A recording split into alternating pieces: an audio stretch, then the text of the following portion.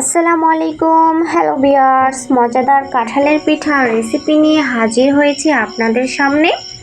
কাঁঠাল আমাদের জাতীয় ফল, এটা আমরা অনেকেই জানি।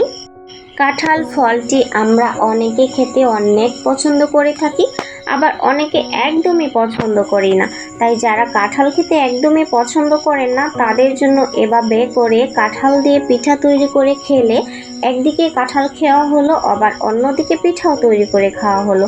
তো কিভাবে আমি পিঠাটা তৈরি করলাম দেখতে হলে আমার সাথেই থাকুন। এখানে একটি বলে আমি কিছু পরিমাণে সিদ্ধ চালের গুঁড়ি নিয়ে নিয়েছি। সেই গুঁড়িগুলোকে আমার শাশুড়ি মা ভেজে নিচ্ছেন। যখন দেখবেন গুঁড়ির রংটা হালকা লালচে কালার হয়েছে তখন বুঝবেন গুঁড়িগুলো ভেজে নেওয়া হয়ে গেছে। তখন চুলা থেকে গুঁড়িগুলো নামিয়ে নেবেন। অবশ্যই অল্প আছে গুঁড়িগুলো ভেজে নিতে হবে, নয়তো নিচ দিয়ে পুড়ে যাবে। তো পিঠা তৈরি করার জন্য এখানে আমরা অর্ধেক কাঁঠাল নিয়েছি, বাকি অর্ধেক কাঁঠাল আমরা খেয়েছিলাম, আর বাকি অর্ধেক খাওয়া হচ্ছিল না, তাই ভাবলাম পিঠা তৈরি করে নেওয়া যাক। তো যেই ভাবা সেই কাজ। কাঁঠাল থেকে আমরা সবগুলো কাঁঠালের রোয়াগুলো তুলে নিয়েছি।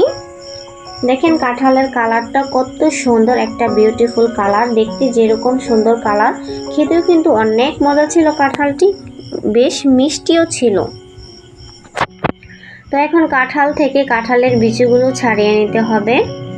কাঁঠাল থেকে সম্পূর্ণ কাঁঠালের বিচি আমরা ছাড়িয়ে নিয়েছি। কাঁঠালের বিচিগুলোকে একটি সাইডে রেখে দিয়েছি। এখন কাঁঠালগুলোকে আমার শাশুড়ি মা হাতের সাহায্যে এভাবে কষলিয়ে কাঁঠালগুলোকে মেখে নিচ্ছে। পিঠা তৈরি করার জন্য এভাবে হাত দিয়ে কষলিয়ে মেখে নিতে হয় কাঁঠালগুলো। তো এখানে পরিমাণ মতন লবণ দিয়ে দিলাম। লবণটা দিয়ে দেওয়ার পর এখানে পরিমাণ মতন চিনি দিয়ে দিচ্ছি। চিনিটা অবশ্যই কাঁঠালের মিষ্টির উপর নির্ভর করে দিতে হবে। কাঁঠালটা যদি অনেক মিষ্টি হয় তাহলে সেই অনুযায়ী চিনিটা দিতে হবে। কাঁঠাল কম মিষ্টি হলে সেই অনুযায়ী চিনিটা দিতে হবে। তো চিনিটা দিয়ে দেওয়ার পর চিনি লবণ কাঁঠালের সাথে মেখে নেওয়া হয়ে গেছে। এখন ভেজে রাখা গুঁড়িগুলো মেখে রাখা কাঁঠালের ওপর দিয়ে দেব। গুঁড়িটা অবশ্যই আন্দাজ মতন নেবেন, কাঁঠাল যে পরিমাণ সেই পরিমাণে গুঁড়িটা নিয়ে নেবেন। তারপর গুঁড়িগুলোকে এভাবে করে হাতের সাহায্যে আবারও কাঁঠালের সাথে ভালোভাবে হাত দিয়ে কষলিয়ে মিশিয়ে নিব।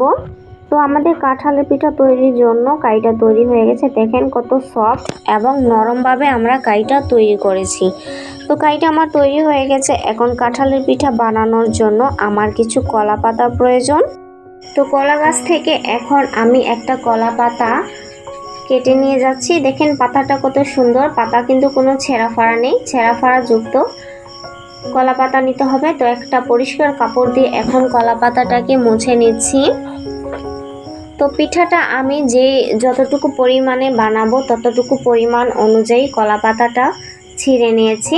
পাতাটা ডাবল করে দিতে হবে, একটার উপর আরেকটা পাতা দিয়ে পিঠার কাইটা দিয়ে দিতে হবে। তো পিঠার কাইটা দিয়ে দিয়েছি। এখন হাতটা একটু পানি দিয়ে ভিজিয়ে এভাবে করে পিঠাটাকে চারদিকে হাত দিয়ে ছড়িয়ে দিতে হবে। চারিদিকেই সমানভাবে ছড়িয়ে দিতে হবে, যাতে করে কোনো দিক দিয়েই উঁচু নিচু না হয়ে থাকে। সমানভাবে সব দিক দিয়ে এভাবে করে হাত দিয়ে ছড়িয়ে দিতে হবে সমানভাবে। তো পিঠাটা চারিদিকে সমানভাবে ছড়িয়ে দেওয়া হয়ে গেছে। পিঠাটা আমাদের অর্ধেক তৈরি হয়ে গেছে, এখন বাকি অর্ধেক তৈরির পালা। তো এখন আরেকটি কলা পাতা দিয়ে পিঠার ওপর ঢেকে দেব। আরেকটি কলা পাতা দিয়ে পিঠার ওপর ঢেকে দিয়েছি। দেখতেই পাচ্ছেন আপনারা কিভাবে বানিয়েছি পিঠাটি।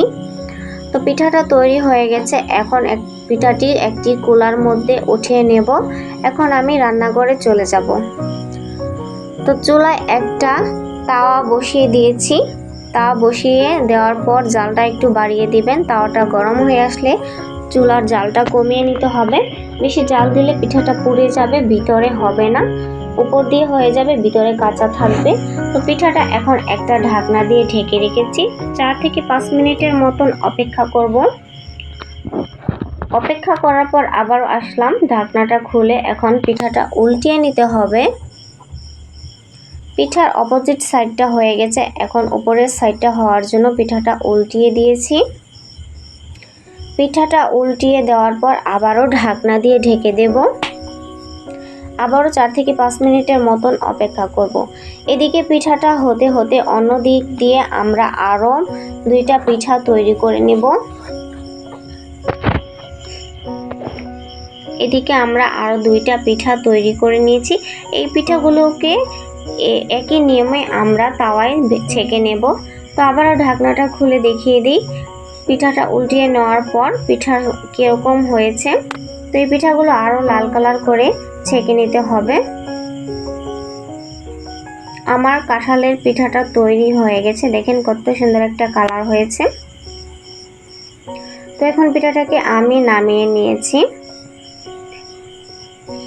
এইদিকে কলা পাতাগুলো পড়ে গেছে, কিন্তু পিঠাটা কিন্তু আমাদের পড়েনি, তাই পিঠাটা যাতে না পড়ে তার জন্য কলা পাতা ডাবল করে দিতে হবে। তো আরেকটা পিঠা তাওয়ায় বসিয়ে ঢেকে দিয়েছি। একই নিয়মে আমরা সবগুলো পিঠা ভেজে ছেঁকে নেব। এখানে আমরা 3টা পিঠা তৈরি করে নিয়েছি। আজকের পিঠাগুলো কিন্তু আমার শাশুড়ি মা বানিয়েছে। তো এখন পিঠাগুলো আমার শাশুড়ি মা টুকরো করে কেটে দিচ্ছে সবাই মিলে খাবো বলে। তো এখন যেহেতু কাঁঠালের সিজন চলতেছে, তো পাকা কাঁঠাল দিয়ে কাঁঠালের সময় থাকতে থাকতে এভাবে আমাদের মতন তৈরি করে ফেলুন কাঁঠালের পিঠাটি। আজকের পিঠাটি আমার শাশুড়ি মা বানিয়েছেন। তো এভাবে আমরা গ্রামের বাড়িতে এভাবে করে কাঁঠালের পিঠা তৈরি করে থাকি। কাঁঠালের পিঠাটা আমার শ্বশুর খেতে অনেক পছন্দ করেন, তাই আমার শাশুড়ি মা বানিয়েছেন। তো আজকের ভিডিওটা কেমন হয়েছে অবশ্যই কমেন্ট করে জানাবেন, তার সাথে আমার চ্যানেলটা সাবস্ক্রাইব করে দিবেন। আজকের ভিডিওটা এই পর্যন্ত, দেখা হবে অন্য কোনো ভিডিওতে। সবাই ভালো থাকবেন, সুস্থ থাকবেন, আল্লাহ হাফেজ।